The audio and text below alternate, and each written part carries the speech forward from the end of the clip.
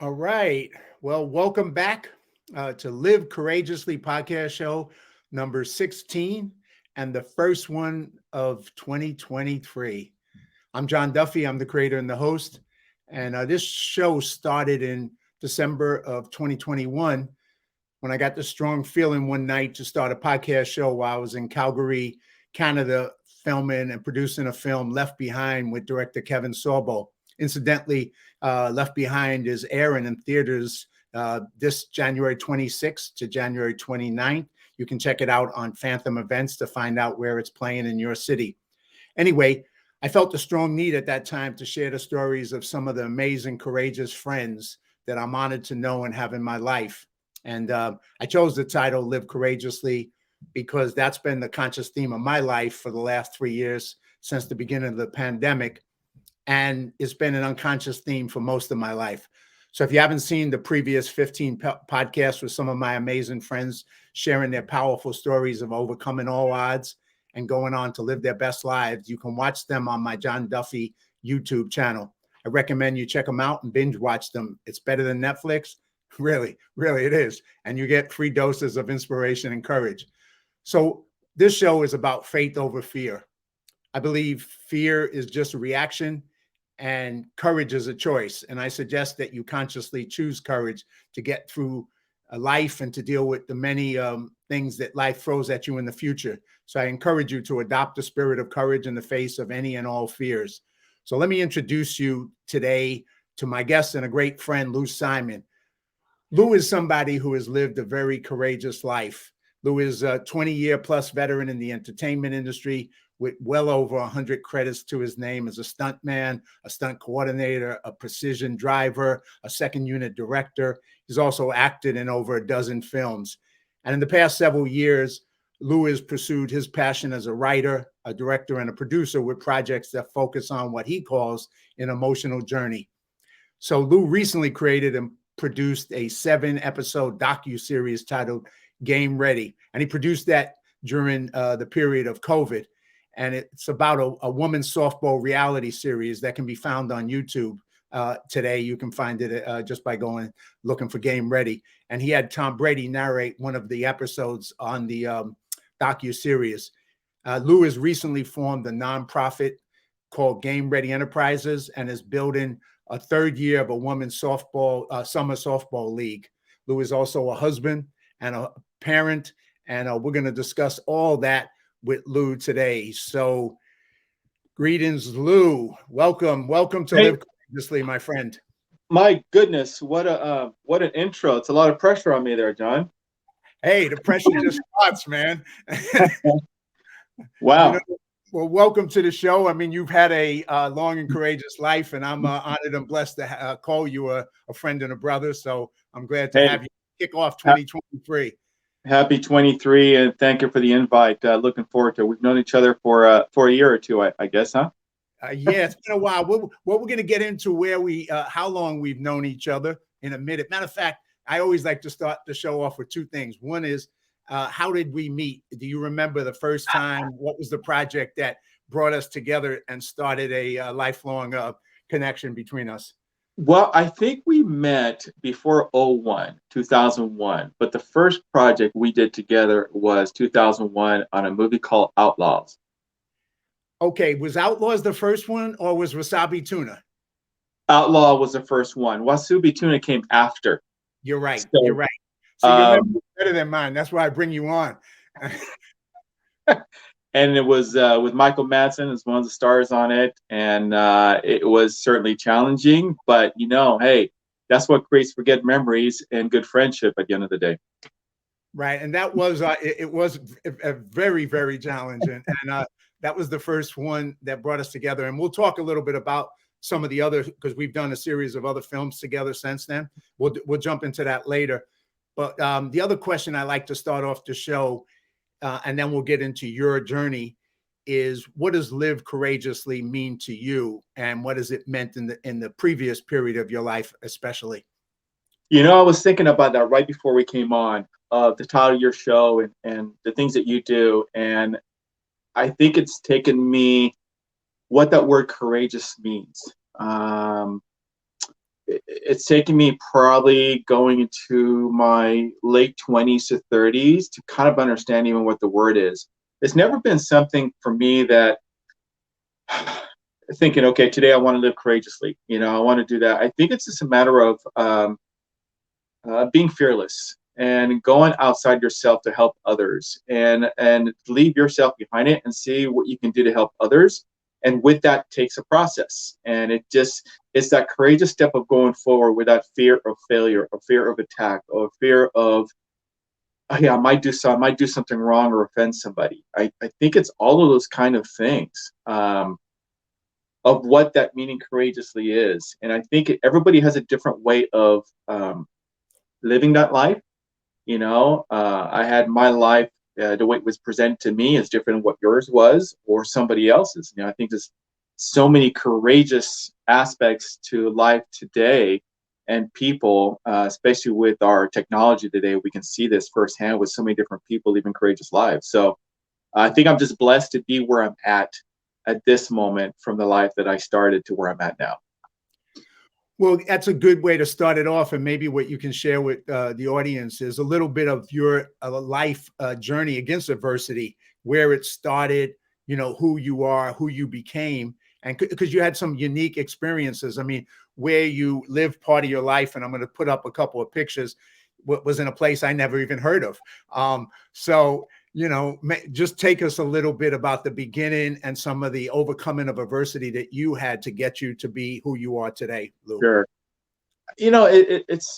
I was born here in LA County, and at 4 years old, I was sent to an island called Mauritius Island. For those that don't know where it's at, it's off the coast of Madagascar and right off of South Africa. It's a little dot in the Indian Ocean, and it's home of the dodo bird. So you have to figure out, what is a dodo bird? Go find it. And to make it simply what it really is, it really was at that time an undeveloped island of like Hawaii. It was like an undeveloped Hawaii to what Hawaii was. And so it was an incredible time. I was there from 4 to 8 years old. And from sunrise, I was pretty much out checking out the island at 4 years old, 5 years old with friends. I went to school there a little bit. So that was for 4 years. And I came back to San Diego, lived there. And then I came back when I was about 8 years old. And this is, to me, is where the interesting part of my life really kind of begins, more on an emotional side of just that, oh, there's a curveball, so to speak, unexpected. And that's when I found out I was adopted. So at 8 years old, basically it was a discussion that happened in the hallway between my mother and my father, who I thought was my biological parents. And basically he said, hey, didn't you tell him I'm not his real father? At that moment, that's when I found out I was adopted. So after that sequence happened, I was sent back to Mauritius, probably for another 6 months or so. And I came back when I was early teens, and I came back here, back to San Diego, which eventually moved back to, and I came back to Orange County after that. So, but what's interesting about this island is it's predominantly French and what they call patois, which is broken French, which is like slang. So for those period of years, I learned that language from that early adolescent year. When I came back to San Diego, came back to the United States, I had that language. And so even though I was born here, then I ended up going to school speaking, kind of figure out what is English, what's French. And it was all that broken thing. So it was a very interesting, that first stage of my life was just that, who am I? Who do I belong to? What am I doing? So that was that first period of that whole thing. So. Well, that's a unique, I mean, I put up a picture of the island, and like you said, it's off the coast of Africa, Madagascar. And, I know for myself, I had never heard of it until I met you and you shared your story with me. And I got a chance to know a little bit about, your background, and, you had a chance to tell me some of that. So, you had a unique upbringing and obviously a unique thing. And we met oh, I don't know if we didn't meet on it, but it was one project I know that you had put together, that you wrote, and you put together some early stuff called The Flip Side, which was kind of based on another part of your life and some of the things that you overcame, and you told it in that story. And I know it's a project you've kind of revisited, but tell us a little bit about that other challenge, because you didn't have a life of ease. Let's put it this way. It wasn't like everything went smoothly in life. And that's kind of why I love to hear the stories of people like yourself who overcome adversity to get where you get, because, you know, I think those are the things that inspire us, that, you know, it is about overcoming adversity to get to a place, and you have to overcome. So go ahead, tell us, the audience, a little bit about that, Lou. Well, after I found out about the adoption, it created kind of a confusion state for me. Was like, well, if I'm adopted, then who do I belong to? And so it was very, and back in those days, we didn't have all the technology to say, let's start digging into, find out ancestors and different things. We didn't have the internet like we have now to be able to do some of the homework and find out about behavior patterns. And today, adolescence, those early childhood development years, are the most important in children. They're the most important. And so if you don't take a hold of those things, they can quickly get out of control. So after I came back here to the United States in early, I found myself in a very difficult space of, am I American? Am I not American? Am I going to be accepted, not accepted? And I came in with a very strong accent back to the United States. And as an only child, an adopted child, kids came after me, basically. And so I did what I did, what I knew I would do was basically fight. And that was throughout my teens, of defending myself, of constant fighting. And I did that going up to, I'd say probably in my early teens, got into that whole mode. And also we weren't wealthy. So the financial hardship, just trying to create a stable environment for me with my mother at the time. And it was, it wasn't just because of the one initial adopted parent. It was a couple, two, three different divorces that went in that process. So just from 8 years old to about early teens, I had known to have had 3 fathers in that period of time. Now, I easily could have said, hey, oh, me or my, feel sorry for me, look at me and the hardship, and start blaming people. But I didn't take that route. I think probably faith in God probably helped me in that process. But it was very difficult from that, John. And going in through that, it wasn't until I had that office over at Sunset Gower Studios, or even before that, is I started writing that script, Flip Side. And I think for me was initially to try to figure out, who was I? And if there are people like me, if I'm like who I am, there's got to be other people like me as well. And that's when I started looking at doing the homework, and start looking about, why are there like 2 million people in prison today? Why is this happening? Why is that happening? So I wanted to have a clear understanding of what happens in adolescence, in children. Why does some go this way, some go that way? And the hardship, the things that goes in between, was important for me to understand that, and kind of figure out where I came from, and to try to understand me. When I look in the mirror, what do I see? Who am I? And that was a big part of writing that script, Flip Side, was really to try to understand understand from it started from 4 years old to where I am in my 20s. What's the good? What's the bad? Where's the blame game? What have I done to better myself, versus taking and making excuses? What can I do to take the things that happen to me to turn bad into good? And so, because I had one choice, and to me, I just looked and said, well, I can go this way or this way. What choice do I have here? I want to have a good life, but at the end of the day, I need to work hard for it, or do I make excuses?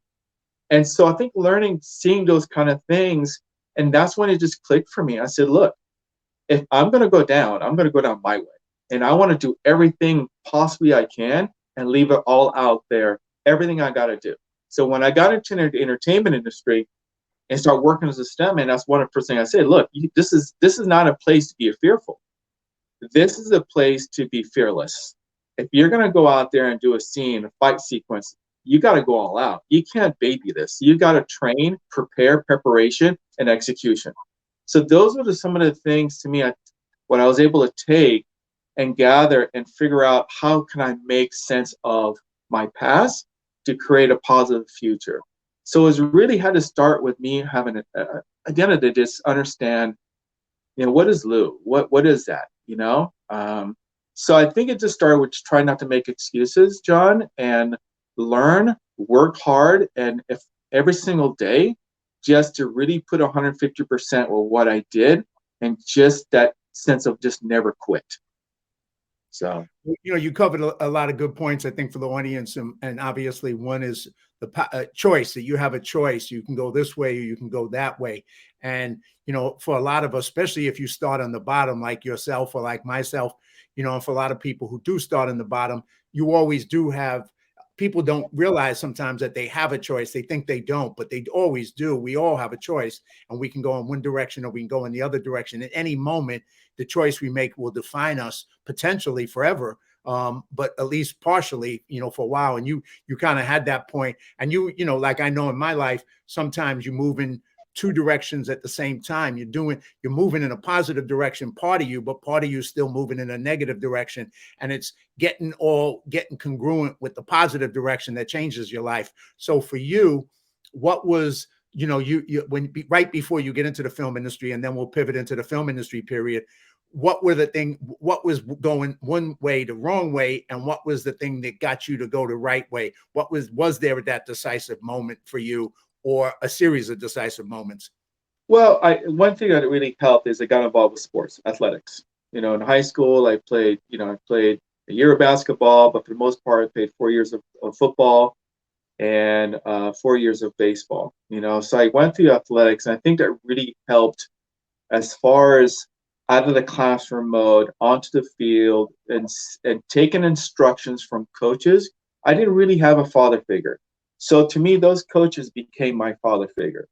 And it was to me, it was an eye opener to see just this person, barking and taking it and that. And to me, that's what I needed. I needed that sergeant. I needed that Marine to sit there and just grind me, because that's what I needed to push me to kind of figure out what I was about, to kind of just shake those things out of me and kind of just figure a direction. So from high school, I ended up going to junior college, and I ended up playing football, and then eventually I ended up going to 4 year and playing baseball.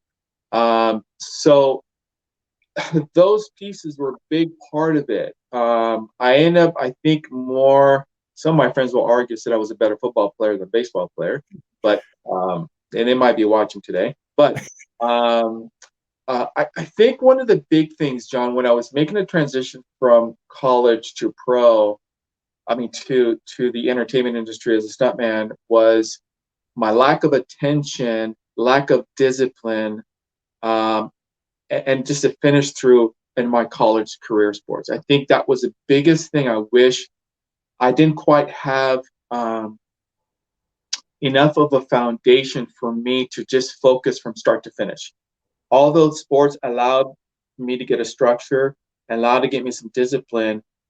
But I think that was one of the disappointments, because I had scouts. I had professional scouts there to give me their business card at the time, to pursue professional baseball. And I knew I could hit. I knew I had all the pieces that I needed to, but I did not take it with absolute discipline. So when that fell apart, as far as when I finished my college career, I basically sat back and said, how did I just let this thing go? I had an opportunity of a lifetime. How did I just let this thing just throw away? And so what I did basically then is regroup, and I said, okay, if I'm going to pursue a career in the entertainment industry, I cannot do things 50%.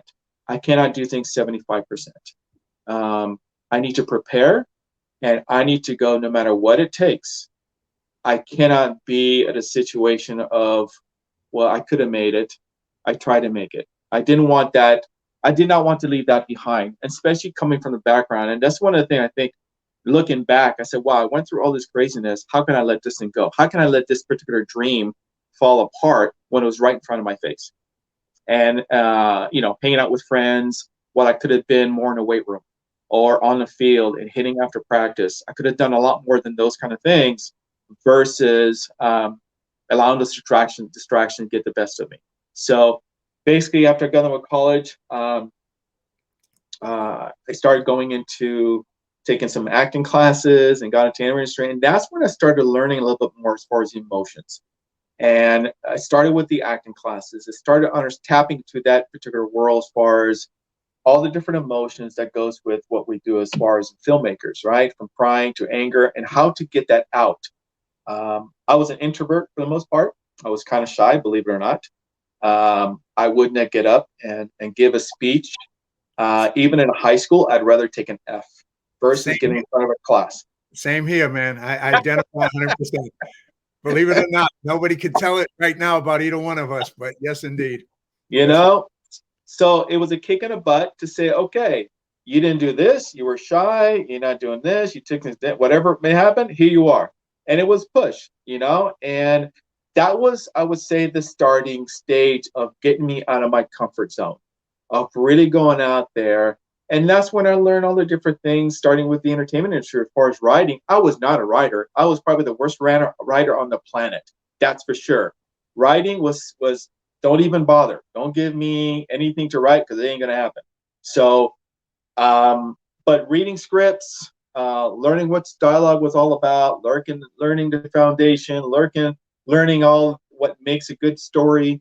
I think all those things were such valuable things, and I was just a sponge, John, just to learn as many things as I can, and I had some good people around me to help support that as well. Well, you going into a new, and like you say it right there, getting outside your comfort zone, and I think that's, besides making a choice, you made a choice. You kind of summed up that in college, if you had put in more work instead of being distracted, you might have went even further down that path. But that's sometimes what happens if we make the wrong choice and we get distracted or we go down the wrong path. It affects the potential for what we can accomplish. So once you got into the film industry, and I just put up your IMDb, which is your resume, which over 100 movies that you've been involved in all kinds of levels as a stunt coordinator. And like we talked earlier, you worked with me on the movie with Michael Madsen, the first time we connected, and you were my stunt coordinator on that movie. But so you went down that path, and now you started to learn, and you started to use your skill sets, in particular, in the field of being a stunt person, being a stunt coordinator, which for those who don't know is a very physical, risky, potentially risky. I mean, you try to keep it as safe. You try and keep people as safe as possible, but you're doing things that you're taking risks at all times. So you got to be somebody who's comfortable with risk taking, as opposed to somebody who's trying to stay in that comfort zone. So that's a little bit. So take us a little bit on that journey, and then I'm going to pivot over to some of the stuff of what you are doing today. But before you do that, I'm going to throw up a picture because, just for the audience, I didn't tell Lou this because I was like, I had to surprise him. He didn't always look this way before he met me and we worked on a movie. This was another point of, this is Lou from another lifetime. That's what I have. That's my good side, John. Right? That's what You've come a long way from that moment, man. I'm telling you. But Lou has done so many different things in his life, and obviously that was just one of the more interestingly looking things that he did. But tell us a little bit about Lou. All the ones that maybe stand out, some of the more challenging ones or interesting ones for people who don't know what the world of stunt work, stunt coordinating, precision driving, all the stuff you've done. Well, look, the world as a stuntman is all calculated risk. You're not there to be a daredevil. You're there to do the work. You're there to do a professional job, and you're here to get home safely. And as a stunt coordinator, your job is to get everybody home safely. It's a career. But the mindset of a stuntman is you can't go out there and do anything 50%. If you start thinking about doing things 50%, this is not for you. Don't do it. But it's all about preparation. It really is. Whether you're preparing to drive, doing car chases, where you're doing a fight sequence, you're doing a stair fall or fire burn, you have to know what you're doing. You cannot go out there and say, well, I'm going to get paid. I'll learn on the set. It's not the time to learn when you're out there performing a job and 100% with the emotions that goes behind it and all the safety. So for me, I never looked at a job was one easier than the other. I really never did, because things can change, as you know, on the set. We're going to do things a little differently. We're going to change this. We're going to do a little different angle. And it's not one time and all of a sudden you're doing 15 takes from different angles and different cameras. And every single time you better hit your mark at the same time, the same punch, the same fall. So all those particular things are really critical when it talks about doing those things on a daily basis. Whether you're there for 8 hours or you're there for 17 hours, you have to have the mindset to going in, and that's that fearless, that's that courageous sequence. The picture you just showed up was actually from the show Fear the Walking Dead. And one of actually the first time I ever worked on that show was with my good friend Nito, who actually lives in Irvine. He's a stuntman, stunt coordinator. And we met at the train station, and we got on the train, and I had no idea he lived in Irvine. So that was another story. We rode the train to Rosarita Beach, and we performed a stunt sequence where we come off a two-story platform over the railing onto the floor. I bite off somebody's nose, bite off somebody's finger. I gouge out my eyes. I get my eyes gouged out, and that was a long day. That was just part of that day. And so what's interesting about those kind of things, John, is I don't necessarily remember so much about all the different gags, but it's really about the people that I've interacted with more so than any. But that picture, remember that. Did a scene on SWAT with jumping out of a helicopter, fast roping. I remember that was a little bit of kind of a butterfly effect in my gut, only because somebody got injured the take before. And so I was like the second team to go into the helicopter and got briefed in a helicopter before the action took place. So, but every scene is really unique itself, and in its 20 plus years, I've lost some friends in the process from the stunt community, which we're all pretty tight. We all pretty much know each other, and it's never a good day when anybody gets injured, and certainly when a life is lost as well. And that's been a process. That's part of the reality of that happens. And I've got hurt once in New Mexico, dropping off a ledge by 20 feet, busted my shoulder, and that happened when my daughter was a few months old, and that was her first trip to New Mexico, and seeing Daddy in the sling.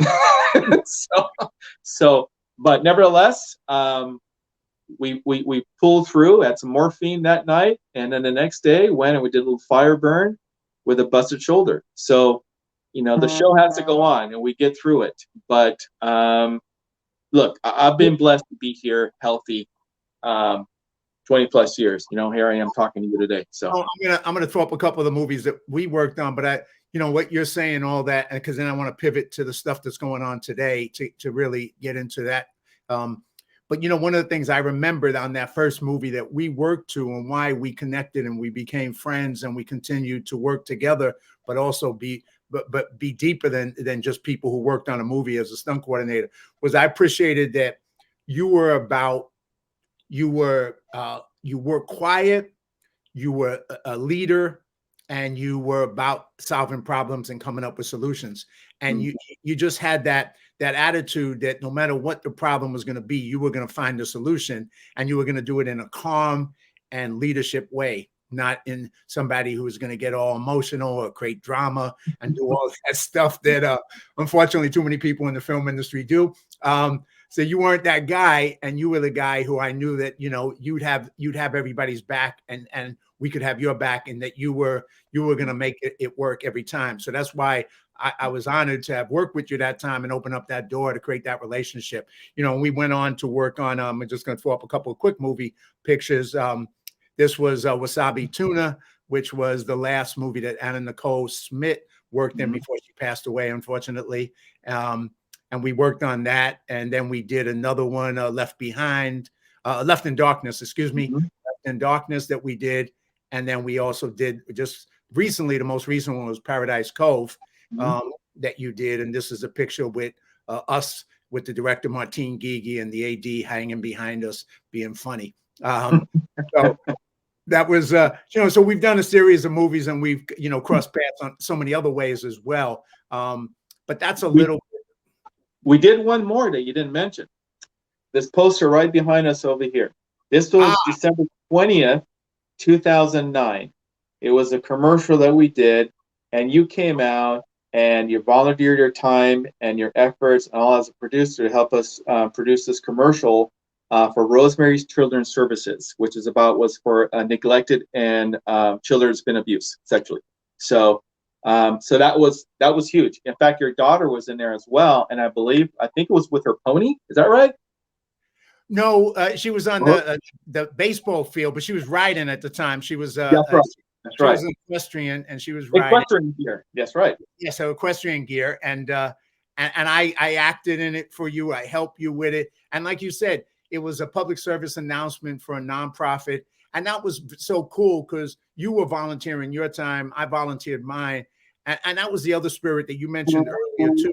It's which is going to lead to what you do today, but it's that spirit of serving others and being of service to make things better for others. And you're right. Thank you for reminding me of that, because that was the kind of um, in some ways better than all the other ones, because it was about doing something good for people, and that was something that you created. There you are, right there. You're in that picture. There you are, right there with the crew. First AD, and there's Maddie and the special effects person. There you are, right there. You're basically telling me, Lou, you can't do that. You got to do this shot.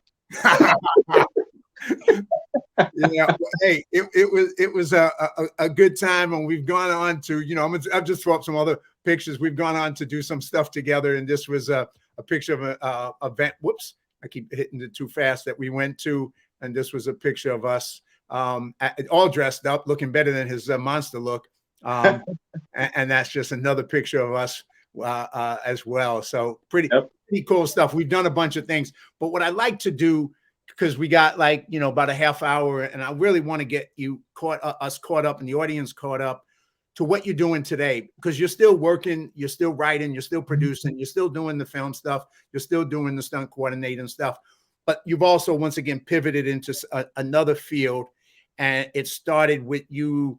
Obviously, your love of sports, your love of softball, coaching teams, girls softball teams, coaching your daughter, and then creating a reality series of girls softball called Game Ready. So why don't you tell us about that pivot, and a little bit about that, because I think that takes us to some, once again, stuff that you're doing today, but making such a special contribution for these young women's lives. So why don't you start to share that with the audience, and then I'll put up a couple of pictures as we do that. Sure. Playing baseball all these years and playing college baseball, and then I have my daughter. I wasn't so up as far as what happens with female sports, and especially with softball. So when Maddie started playing softball, and when she started getting, I think this was her first year, 12U travel ball team, and she was involved, I started hearing a lot of parents talk about college scholarships. And she must have been in 7th grade, 8th grade, somewhere around that world, 6th grade, 6th to 7th grade. And I couldn't understand why they were talking about college scholarship when these kids weren't even in high school. So back then, the rules were basically you could get a college scholarship as early as 7th grade, 8th grade. Now it's gone into your junior year in high school. And I just thought, well, this is interesting. That opened up a whole new world for me, John, where I'm like, okay, so a lot of these parents are out here not just to play the sport, but they're all trying to get scholarships. So the more I looked into this, I thought, wow, okay, so what is the percentage of these girls getting scholarships in college and for a full ride? And it's like 2%. I found it's like 2%. And it actually was a thing going around saying that you're the 2%er. And I'm like, 2%? I go, we can just go to Vegas. There's a better percentage. So Wow. what is all this? So when I started looking at it, I thought, wow, what an underdog story. These kids are getting up at 5 a.m. and they're playing a game. They're traveling an hour and a half. they're playing games at 8 o'clock in the morning, and sometimes they're not done until sunset. And they're doing this every single weekend. And then during the weekday, they have workouts, and from pitching lessons, hitting lessons, fielding lessons, I mean, all these different things. I thought, wow, what is this? So it started through seeing this process and seeing how much my daughter is into this world. Is this something she wants to do? Is she motivated? Is she passionate? And that's something that my wife and I have always checked on her and said, hey, are you having fun at this? Do you enjoy this? We never were the parents to ever force Maddie to play in any kind of sport. We just offered it to her. She played tennis. She also danced. So it was a thing for her. She says, Dad, I like this. And so I said, okay, well, let's keep going. And it wasn't until probably when she continued to make her move and joined the Bat Busters, when I started knowing another different level of training and the coaching staff and just how that went. I thought, wow, look at there's so many, and there were so many stories. People would literally fly out of state to come to Orange County over a weekend to practice and play and fly back on Sunday night. Wow. Or take a 2.5, 3-hour drive to the field and a 3-hour drive back home on a Saturday. And I just thought, and all this is for 2% to get a scholarship. So that's when the Game Ready concept really began. And I talked to a lot of people in the industry of raising funding and developing, and just like, we got to tell this story. This story has to be told somehow, some way. And so within that process, I got great support from people like Brent Denayo, who's the owner of The Explosion, Mike Stitz is the owner of Bat Busters, and people like Marty Tyson, Dave Mercado, and these individuals really came out and lent a hand and trusted me to tell a good story of what this world was all about, of these kids competing for a scholarship by just playing and going all out and willing to share every effort they have. And just that word, courageously, fearlessly, I saw this in them. And I thought, wow, look at this. And I think this goes back to a little bit about me, of how I started, was just seeing me through them and seeing what they do, of just the relentless of not quitting, not giving up. And I just said, this is a story I have to do. I have to do this. And so I did. And I got support from, you came out, a friend named Richard Martin came out and offered his services for free, and he lives about 2 hours away. And so with the support of these organizations, like I said, Bat Busters, Dave Mercado, Marty Tyson, Brett Denayo, these people offered the support for me, just access to go ahead and have the cameras rolling and tell a good story. And we're very fortunate to be able to put these things together, and it's been received well. So. Well, I'm going to show in a minute a video of Game Ready that you did from your YouTube series, and then you can talk a little bit about it. But I just want to, tell you, and once again, speaking about living courageously and dealing with fear, that a good part of this was happening during the whole COVID pandemic, during, the earlier time, 2020, 2021. And I remember personally, when you asked me to help support you and get involved with this, and you were putting the series together, you were going to do a live streaming of one of the games out in Temecula. And I had just worked, I had promised you I was coming, and I had just worked a 14-hour day on a movie set. And I was exhausted overnight. I have to mention overnight. And so after 14 hours, I drove 2 hours to Temecula and then watched you guys as you put on this game and live stream this game with these young women. And I had never been to a young women's softball thing, and it was during COVID. And I just was blown away, Lou, by you, by everybody, one, by the leadership, the courage, how great they were playing. I was like, God, I didn't play that good when I was a kid. I had nowhere close. I mean, these were real pro softball players, these young women, and just so determined and so passionate. And it was so inspiring. And I ended up doing a 22-hour day before I finally got to go to sleep, but I had so much adrenaline going through me, and they just raised the adrenaline level just watching them. So I'm going to play this little short trailer that you put together, and then you can come back and talk about it. Before you do, can I do Yes, a couple of things? of course. So Game Ready started, I have to say, this probably went back to my kid was probably 14 years old when I started trying to develop the series, talking to him, and it just never happened. It took probably about 3 years after I started probably communicating with these coaches and talent to finally get the cameras rolling. And Game Ready series actually was filmed in around 2019, 2018, 19 area. When you came out was actually a whole showcase that we were doing with cameras because of the lockdowns, but it was with the same, almost the same organizations that had supported from back 2014, 2015, 2016. So it just carried on to those process. But again, it's a testimony to what these coaches are doing and support to these girls for you to see the talent that you've seen as well. Yes, yeah. So I'll play this, and then we'll talk a little bit further about that, and then lead into the next thing that you're working on right now. So here we go. Let's get more aggressive to the ball. We're all kind of pausing here. I was prepared that it was going to be hard. As the season progressed, you learn that it's a lot harder than you think. And you're going the wrong way! No! Dang it! I've had a lot of bad experiences where we might have lost the game because of something that I've done. The throw hit the ball now is it second.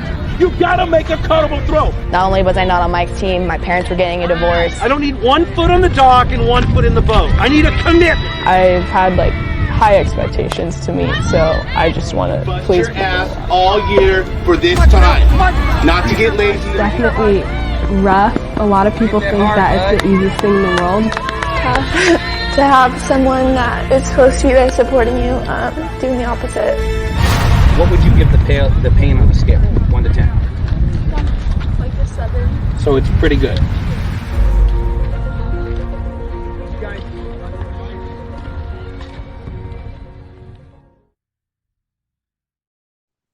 Yeah, so that was season 1. You can watch it on YouTube. But like you started that once again, and what I just want to stress is like, and then you continued it it wasn't the exact same series, but you continued working with these girls during the pandemic and playing the games, and because they were still struggling to go to get to college, like you meant, to get scholarships. And the pandemic made it even harder. It was hard enough, like you said, the 2% to be able to get that opportunity. And then the pandemic was trying to shut down so much of that. And these kids and their families continued to fight through that and continued to play and continued to struggle to succeed. So it was just very inspiring to be there in person and watch that level of inspiration and passion among these kids and their parents to overcome whatever life was throwing at them. And they did it. And to you for setting it up and not giving up and continuing to say, let's go, let's make it happen. So share a little bit more, and then we're going to move into what your latest effort is as well. Well, again, during the pandemic, it was very, very difficult, as we know, and there was a lot of confusion, a lot of disappointment, a lot of things that happened during the time. But regardless, when these kids are been competing for so many years, and this was their moment to try to continue to allow a college coach to see them, because at the time nobody could come out, could travel in person at these locations, any location, to come see in person. So the only way we could do it was do live streaming. And so I remember when they asked about doing live streaming, I said, well, if we're going to do live streaming, let's do it. Let's do it. And so I think at one point we had 8 cameras with replays and all the pieces that goes with it to make it happen. And so I'm certainly no live streaming expert, but being in the production world, I just knew if we're going to put anything out there, let's go 100%. And so it was something I was committed to do and say, yes, let's do this. And then I'll figure out the issues I need to deal with after I hung up the phone. What's the problems we need to solve, And so again, though, it's who came out again? Richard Martin. You came out, and again, it's the consistency of doing for others. I think what just helps drive all this, John. I just, I think learning as we continue to learn about ourselves and just take those chances. And that's what I just knew. Again, people have supported Lou. And so if there was an opportunity to serve to help these kids out, let's do it. Let's do it unconditional. And let's do it the best to our abilities and not take any shortcuts. Whether it was 2 hours away from Orange County and you drove out, again, you had a 14-hour day on set and you came out to way out there. And it's not like you were going to take a camera. You didn't have to do that. You could have just asked a phone call. Hey, Lou, how's it going? But it goes to your effort of who you are. And I think as a testament to see what these girls do, it'd just be silly for me, if there's an opportunity to take them to that next level, to just offer another open door, to leave it closed. And so that's where that began, with the whole live streaming things. And as the pandemic came around, and again, I got a couple calls from a couple college coaches to say, hey, Lou, we need to do something for these athletes, these college athletes. And mentally, there's some hardships, some hard times some of them are going through with these lockdowns and not be able to get out and play. Can we do something? Can we create something in the summer in California? There's nothing out here for these players to do. And I said, absolutely. Hung up the phone, and I really just said, oh my goodness, I just hung up the phone. We're in lockdowns. I have no field. I have nothing. And I said, yes, and we're in April, and we're supposed to do this in 2 months. How is that going to happen? So, but it happened. It did happen. It happened. Testimony to your courage, but also your make it happen attitude. That you didn't know how you were going to do it, but you committed. You made a decision. You said, I got to step up. I got to lead. I got to do it. And then you found a way. And even watching you when I was there running the live streaming, it was, man, so many moving pieces. And the thing was that things were going wrong and things were getting challenging, but you were like solving it and making the best of it, because your vision, Lou, was bigger than the little things. Your vision was, what are you creating for these girls? What are you creating for their future? What are you inspiring them for? And that's what was coming across. And so, I much props to you, man, for what you did, especially during that time, but all the way through. Well, going back, John, when you brought me as a stunt coordinator, you didn't really know me, and so you took a shot. You trusted that I would do a good job. And so I have never forgotten that, at the same time, I know if I step foot, somebody believes in me, there's nothing short of 110%, because that's just the way it is. And preparation is everything. And that's one thing that I've learned from some producers coming up. Say, hey, Lou, preparation is everything. Preparation is everything. Remember that. It's number one thing. And so I never forgot that. I never forgot that for some of the stunt coordinator friends. And I'm going to mention them out, Dennis Matalone, Mark McCarty, and some of these James Arnett. These are some of the guys that I've known for a number of years and have supported me as well, So I'm very thankful for them. But I think at the end of the day is what I wanted to do, knowing what the sport is, even our industry, right? The mental aspects of our business, just that mental strength, right? As far as what we do in our career, but also what I wanted to do for this new summer league program that started in 21 was our first season. 22 this summer was our second, and now we're going to approach our third season this coming summer.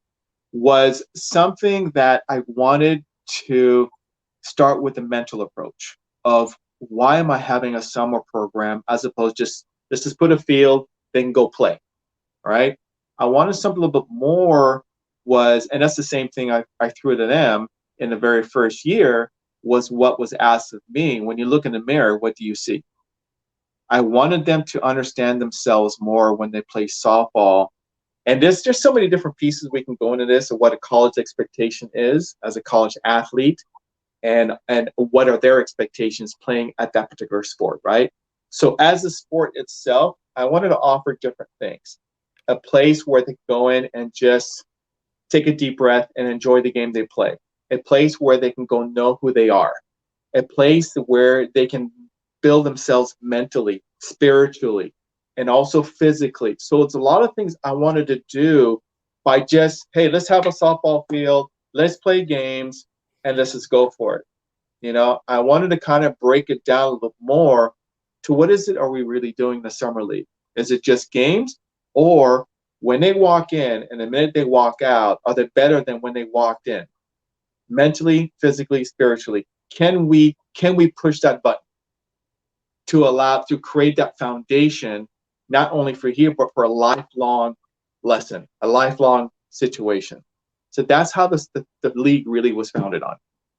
Well, you know, as you know so well, I mean, sports is such a powerful thing in the development of young people. And I know even in my life, I didn't play organized sports except for like one night season on a basketball team. But I played street ball. I dropped out of high school when I was 15.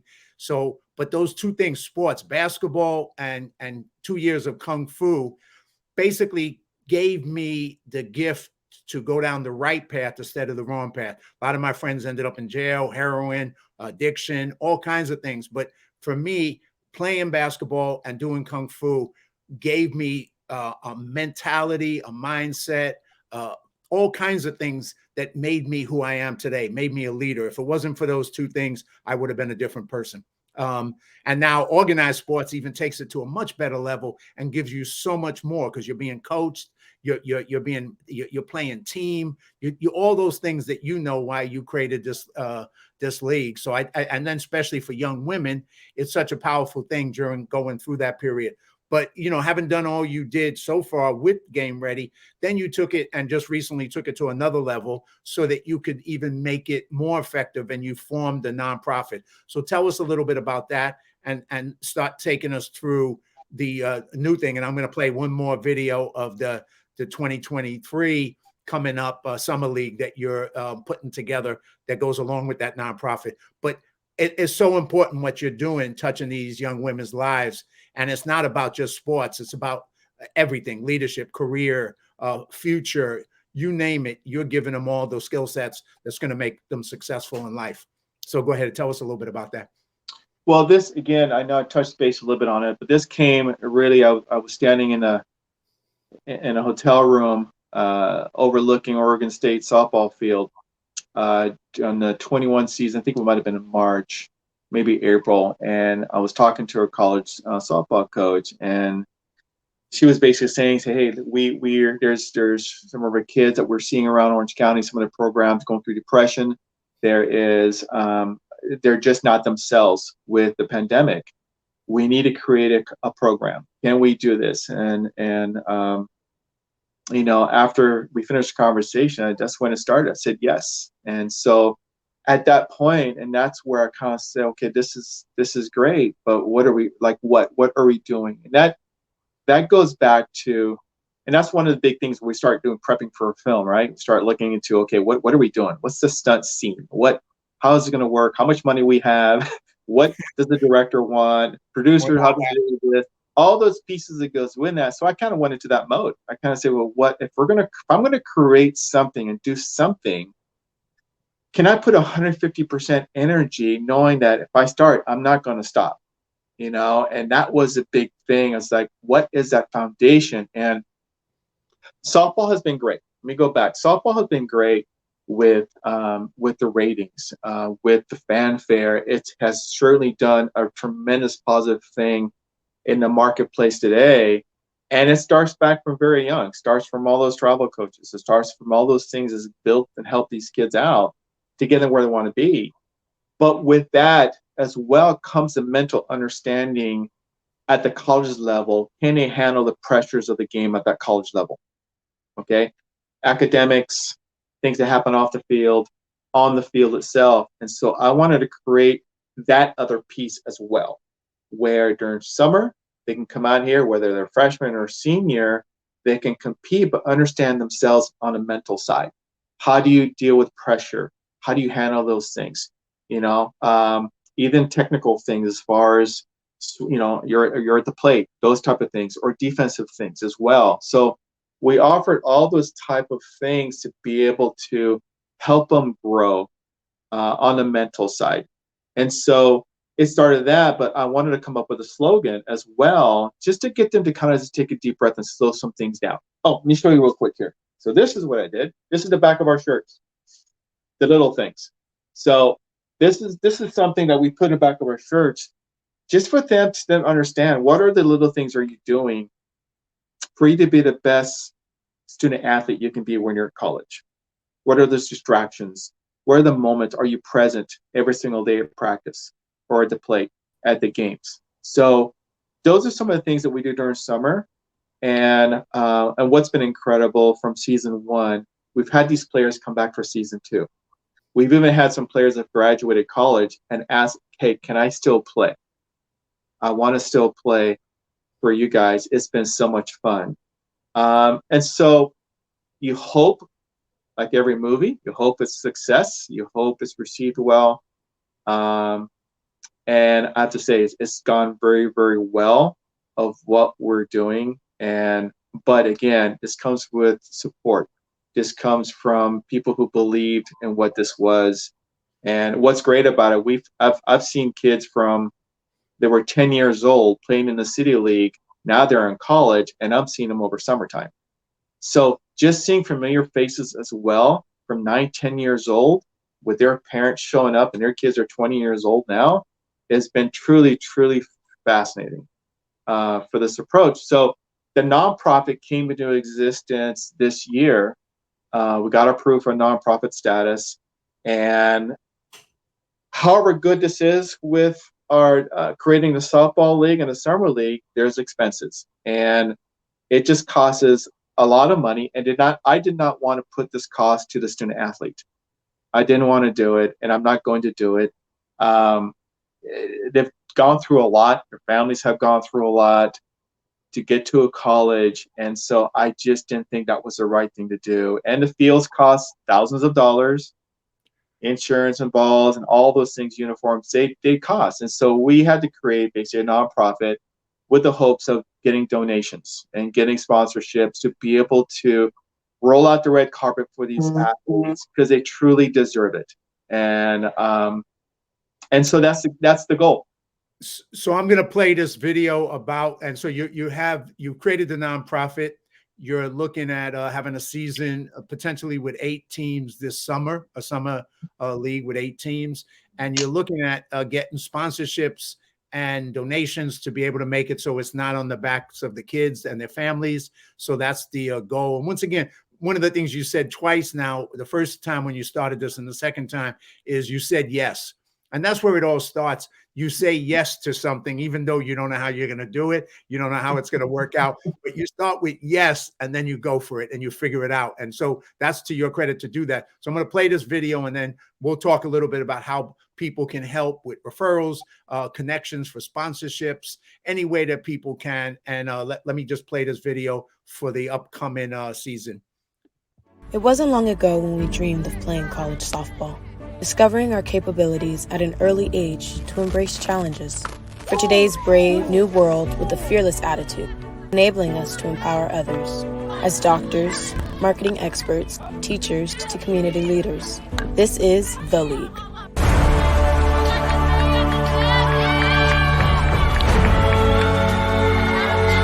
I love to compete. I am in love with the sport. I've been playing it my whole life. My master's degree, because I want to become a nurse. Up at sunrise. Blood, sweat, and tears in the game that we play. Trained more than 10 years for this college degree. Want to keep our game alive. Sun is gone now. No more games to play. You can turn dreams into a reality. Together? Together! Together! Together! We can make a difference.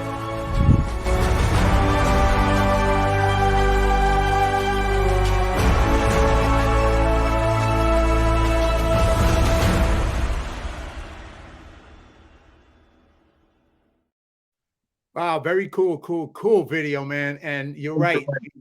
Join the team, support GameReadyEnterprises.com. I'm going to put up the places that people can contact you, reach out. I'm involved. I just have to, mention as Lou asked me to be on the board as well, so I am on the board of the nonprofit. So thank you, Lou, and I'm there to help support this. So whatever we can do to kind of get sponsorship, whether it's from sports or apparel companies or any kind of company that wants to help provide these women with the opportunities to become leaders in not just sports, but in all aspects of their life in the future. And this is a chance to be part of the team and be able to create that. So why don't you take it from there? Tell me what people can do, what else they can do, obviously, and we'll put up your contact information as we close out the show, where people can reach you, people can reach me. I'll connect them with you as well. But go ahead, take it from there and see what else people can do. One thing I want people to understand is what we're doing as well. You've heard a little blurb in that video of, wanting to be a doctor, wanting to be, marketing and lawyer and all these things. So one of the things that we're doing is we're taking the student athlete and their major and what they graduate with. We're trying to connect them to a resource, to a company that they're looking to further to get into a career. So that's one of the things that we're looking to do, is connect the student athlete with their job opportunity for career opportunity, whether it's a doctor, whether it's a lawyer, whether it's a sports marketing, hospitality, whatever it may be. That's one of the things we're looking to connect. And as a student athlete, I have to tell you, all they know is how to work hard. From weightlifting at 6 a.m. To doing homework till midnight. That's the life of a student athlete, what they go through for these 4 years, and then even some when they go into graduate. So I want them to have a clear understanding of what they're getting. As a softball player, you're also getting the whole family. That's the sponsor situation that comes with that. But hey, we're, as far as sponsorship donations, you can go to our website. My email is there. It's GameReadyEnterprises.com. We are always looking for donations for softballs. Obviously, the field rental cost is extreme. It goes anywhere from $4,000 to $18,000, and those are different locations. There is uniform costs. Those are some of the things. Anybody who wants to contact me and wants to support, which obviously we can have a conversation about that. Live stream is obviously very important for us that we want to do. There's a lot of kids looking to transfer, and they're getting a transfer portal. So to showcase them to all the college coaches, we have to have cameras rolling, and obviously we want them to be professional. So with respect for them. So those are some of the things there. Did I answer your questions there, John? I think you did. So once again, GameReadyEnterprises.com. I'm going to put up the thing once again, just so you can see it right here. This is where you can go on YouTube, Game Ready Enterprises. You can go to the website, which is GameReadyEnterprises.com. You can check it out. Louis C. Simon on Facebook, and you can also check out on Twitter. So you have that way. But definitely reach out. And once again, to sum it all up, here's a way. I love the slogan of the T-shirt, the little things. It's reminding, and it's not just for them, it's for all of us. It's those little things in life that make us better, make us greater, make us live up to our potential as to what we can be. It's putting in the work and doing that. And I think the inspiration of these young women is an inspiration for all of us. And you're creating that path for them with this nonprofit. So if anybody has contacts, referrals, anything that they can do, reach out to Lou, reach out to me. Please share that stuff so we can it's this year is the summer league, but there'll be more stuff. That's the beginning. And obviously Lou has been at this for a long time now, and he just keeps on overcoming the challenges, man. With Game Ready, we're talking to some companies about looking to create a season 2 with the Game Ready, with the reality series. We've had some foreign production company out of London that's looking to take this internationally as well. They've been very interested about some buyers. So we are not always looking at Game Ready to do things Game Ready, whether it's the Game Ready or take our league, the league here, and create a Game Ready series out of that one as well.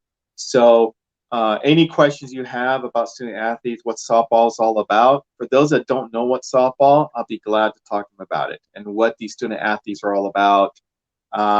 There's some of our players right there from one of our teams, integrity. In fact, our names of our teams are integrity, leadership, fearless, empowered. Those are some of the names of our teams. And so, again, it starts with that foundation, right? And so I want them to continually be inspired, every one of these players, and they have what it takes to believe in themselves, be fearless, and do it with integrity, right? The leadership that they presume as well, that they have. So now, with everything we've gone through in this hour, John, some people may think, wow, he just does this without, any fear. Trust me, it's scary, because it's the unknown. And that's, people, that's the thing. When people are watching games, whether it's football, everybody has butterflies. Everybody, of course, wants to go through a whole journey of just unblemished, no issues. But understand the issues that you have, falling down, getting up, getting scraped up a little bit, it's just going to make you tougher. You're just going to learn from those things. And just don't be afraid to not having all the answers in front of you, because you're not going to have all the answers in front of you, and you never will. And that's okay. But that's where you start chipping away at it. Yes, it's scary. Absolutely, it is. Absolutely. Going to season 3, there's a lot of things I want to accomplish, a lot of things we want to accomplish, and we will. Things will happen the way it's supposed to happen, but we just can't stop. So. And, with that is, like you said, sports is such a great metaphor for life in so many different ways, because like you said, you fall down, you get scraped, you get back up. Yeah, of course you have fear, but you do it anyway. You do it in the face of the fear, not that you don't have any fear. And, the thing is, you win some, you lose some. And when you lose, that just makes you more determined to play harder, to learn, to do the little things so you're better, so that you win next time. And at the end of the day, the one thing you don't do is you never give up. You just never give up. And I think that's a testimony. And thank you so much for coming on the show and sharing all this stuff, your journey, Lou, and what you're doing. And I hope we can find a way to support this even further. But that's what it's about. You've been somebody who hasn't given up, and you continue to find a way and overcome whatever challenges that get thrown at you. So I'm honored and I'm blessed to call you my brother and have you part of this. So thank you so much for being part of the show. Any final thoughts you want to finish up with? I just want to thank for all those out there who are living their lives courageously. When we're dealing with sports here, I just want to thank all those coaches out there, from the East Coast to the West Coast, who are out there continually helping these girls, getting it to college with their training. I know sometimes the jobs that they do isn't is a thankless job half the time, and don't get that, but people are seeing you, and please understand that all the hundreds and thousands of kids you guys put into college, it's received, and no one has forgotten that. John, Duffy, thank you for your support. People like you and Pavlina, who a producer friend of mine out there in Georgia, to Mark Riccardi, to Terry Leonard, these individuals who have supported me as well. I'm very humbled by it. So, John, you've gone through some craziness. You wouldn't be here if it wasn't meant to be. So I've seen your journey as well, and I'm encouraged by what you do as well. So always know that what you do and what you say and your actions is feeding off from you to me as well. So, and I appreciate that. So. Well, I appreciate that. And also a shout out to the other board members who I just met recently, Stephen, Burnett, and Vanessa as well, who are making this happen. So just a shout out to them. And basically, once again, everybody, I'm going to put up, thank you, Lou. Thank you, everybody who's watched this live and everybody who's going to watch it on replay. You can watch it on my YouTube channel, John Duffy, Live Courageously. And I think both of us, encourage you, never give up, live courageously in your life, and look forward to, if I don't know you and you're not coming on one of my next shows, meeting you and then bringing you on another show. So live your life with courage. And thank you, Lou. And you have a fantastic, and look forward to making this happen. Come out and see us this summer. You're going to love it. Come out and see us. Indeed. Right. And you don't need to do a 14-hour to get there. I'm just saying, Yes. It's going to be a lot of fun. Look us up. Come see us. I guarantee you'll have a blast. So think of it. It's like a college all-star games. Oh, you'd be blown away. It's some of the most amazing, exciting sports stuff you can imagine. All right, Lou, have a great, fantastic. Look forward to helping you. Take care, brother. Bye-bye. Okay, everybody, I'm going to put up the information for Lou right here. This is where you can reach him, Game Ready Enterprises on YouTube. You can also watch the series of Game Ready that he did previously, and hopefully we'll have another season coming up this year. The Summer League, the original Southern California Collegiate Softball League for women, and you can check that out at GameReadyEnterprises.com. All right. Thank you, everybody. Here's my information. You can reach me on the YouTube, Live Courageously with John Duffy. You can obviously find me on Facebook, Duffy Square. You can find me on Instagram, Duffy Square Film, or Duffy Square on Facebook, and Duffy Square Film on Instagram. And I'll be doing a lot. This is the first show of this year. I've done 15 last year. I look forward. I got a list of 40 to 50 friends who are just amazing people that I look forward to interviewing this year, and then even building upon that. So as I finish up the show, thank you everybody who's watched, and I just challenge you to choose faith over fear and live courageously in 2023. See you soon.